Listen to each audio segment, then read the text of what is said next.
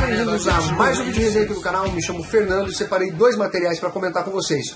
O primeiro deles é Hoje é o Último Dia do Resto da Sua Vida, da Uli Lust, uma publicação da editora Martins Fontes. Vocês conseguem achar esse material com desconto ali pelo Buscapé por volta de 40, 50 reais. Uma publicação com cerca de 450 páginas em preto e branco. Vai contar a história biográfica da Uli Lust na sua adolescência, ele beirando a fase adulta, dos 15 aos 17 anos.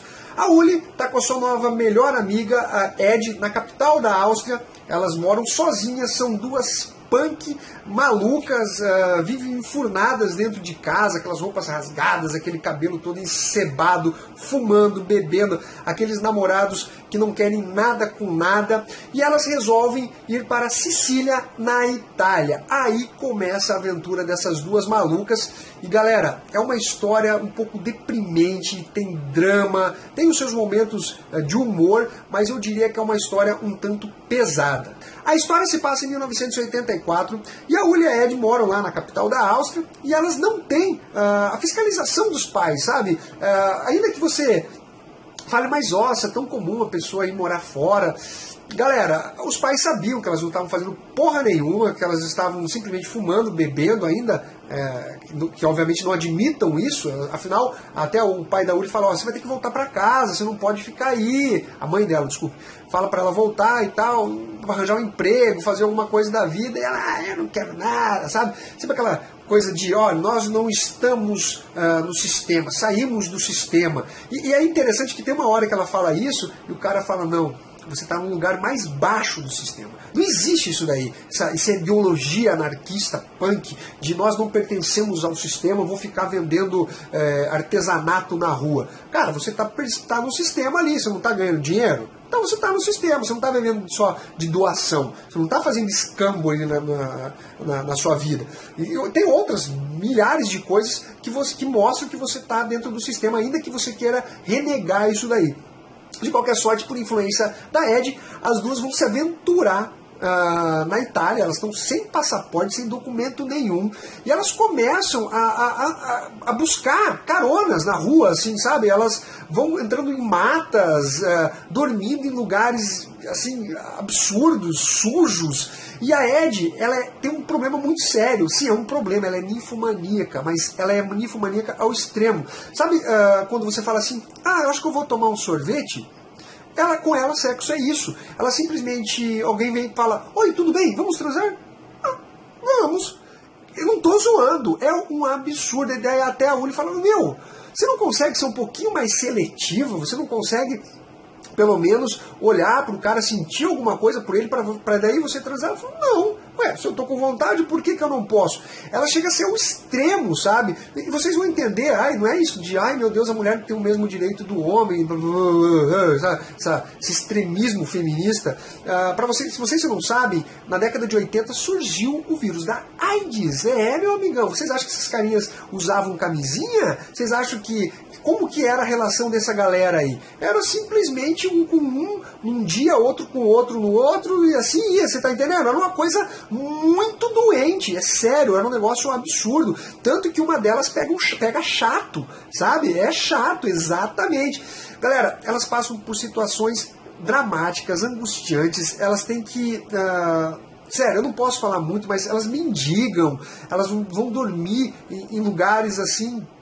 que dá nojo, sabe? Elas fazem muita troca de favores, algumas vocês já até imaginam, e obviamente elas fazem algumas coisas sob pressão, mas a autora, essa Uli Lust, galera, sinceramente, ela me passa um ar de não arrependimento durante essa história, de tudo que ela passou, sabe? Vocês não fazem ideia das traições, das conspirações que tinha dentro dessa história. Elas, para vocês terem uma ideia, ela se mete com a máfia italiana, bem na época que teve uma das maiores apreensões de mafiosos na Itália.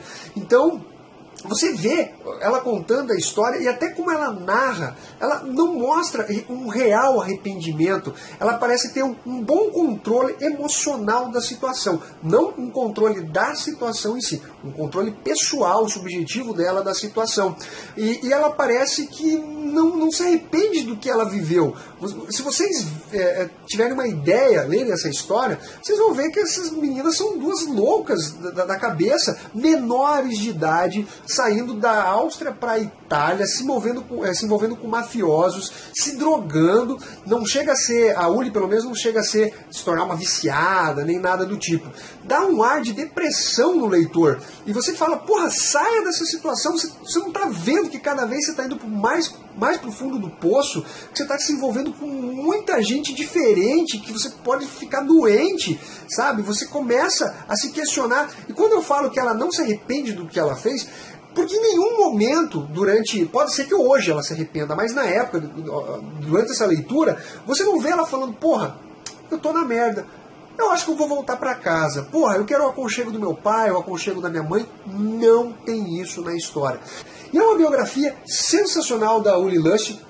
Fica a dica desse material, eu dou uma nota 9.5, então eu vou mostrar um pouco da arte. Ela é uma arte bem esquisita, mas ainda assim eu acho que combina com essa obra, uma coisa meio anárquica, não são os desenhos bonitinhos, nem nada do tipo.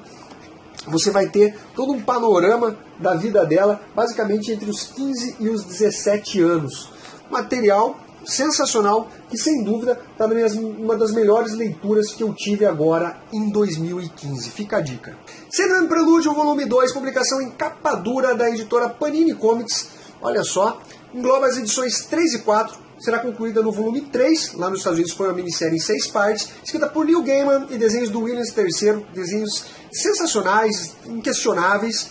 A gente vai acompanhar a caminhada de Morpheus, o enigmático Morpheus. Assim como foi em Sandman original, a gente percebe aquele ar de conto, né, de acompanhamento de busca do Sandman, do Morpheus. Aqui a gente continua com essa história, com esse ritmo de história do Neil Gaiman, claramente um contista.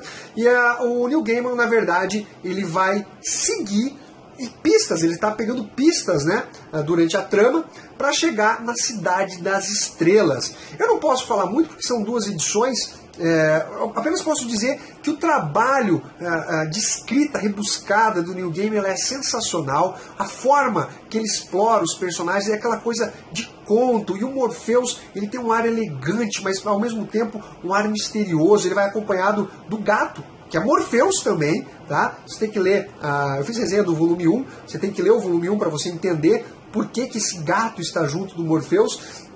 Tem também uma garota que passa a seguir ele nessa, entre aspas, aventura. É uma história muito bem escrita, com os desenhos sensacionais do Williams III. Desculpe não poder falar demais, mas quando rolar o volume 3, eu vou fazer uma resenha mais apurada da obra e tal. Vou entrar em detalhes com relação a spoilers e questionar alguns pontos ali abordados pelo Neil Gaiman. De qualquer forma, é sem dúvida um material incrível do Neil Gaiman. Ainda não dá para dizer com a conclusão da obra se é realmente do nível da série original, mas ainda assim é um material sem dúvida nenhuma de destaque, porque o Neil Gaiman sabe escrever e você tem uma história que parece um conto, né? Você vê o Morpheus em busca da resolução de um problema, como foi em Sandman original. Galera, que nota que eu dou para esse material aqui? Minha expectativa melhorou ainda mais com relação ao volume 1, eu dou uma nota 9 e vamos aguardar agora o volume 3. Para finalizar, galera, temos 2 HQs da galera da Red Doors. Vamos mostrar aqui para vocês Momentos, um trabalho solo do Rafael Oliveira. E aqui temos o volume 2 de Red Doors, publicação do Bruno Mucci, do Rafael Oliveira e do Daniel Porto. Vamos começar pela essa primeira HQ, Momentos, que vai tratar da história da relação entre pai e filho, aquela questão do pai sempre estar envolto em trabalho, não ter tempo para o filho. É uma história curta, os desenhos do Rafael Oliveira são muito, muito bons. Eu particularmente gosto bastante, mostra aqui a imaginação, né, do Lucas, que é um garoto de 7 anos, todo envolto com questão de luta com dragões e tudo mais. O ponto, galera, é que essa história me pareceu um pouco clichê. Aquela coisa de, e o pai que não tem tempo pro filho, eu já vi isso em algum lugar. Porém, eu acho que o Rafael Oliveira ele faz um final bacana para essa publicação aqui, nada assim espetacular, mas ele consegue contornar esse clichê da história e coloca um final interessante. Que nota que eu dou para essa HQ aqui? Eu dou uma nota 7,5. Gostei bastante desse desenho, olha só, não é impresso não, esse desenho aqui foi ele que fez, bacana, né? Red Doors HQ volume 2, eu já fiz desenho do volume 1, e essa série aqui ela é uma webcomics. O Bruno Mucci, o Daniel Porto e o Rafael Oliveira trabalham da seguinte forma: um inicia, o outro continua e o outro finaliza a história. Eles não combinam qual vai ser o final, obviamente dentro do tema e dentro do número de páginas, o outro autor precisa concluir ou dar seguimento para a série. Vai se passar a maioria das histórias no Velho Oeste, tem a história Badass, Fantasmagoria, O Assalto e Canouro. Eu gostei principalmente da primeira história, Badass. Olha só, galera, a arte desses caras. Eu não posso falar muito porque são histórias curtas, mas me agradou bastante essa HQ aqui. Olha só, não vou poder mostrar mais, que senão vocês vão pegar o spoiler. Os desenhos são muito, muito bons. Outro que eu poderia ter mostrado alguma coisa a mais. Olha só. Que nota que eu dou para essa publicação aqui? Eu dou uma nota 8. Galera, é isso daí. Se inscreva aqui no canal, deixe seu like, seu comentário. Compartilhe também esse vídeo. Um abraço para todos e até a próxima.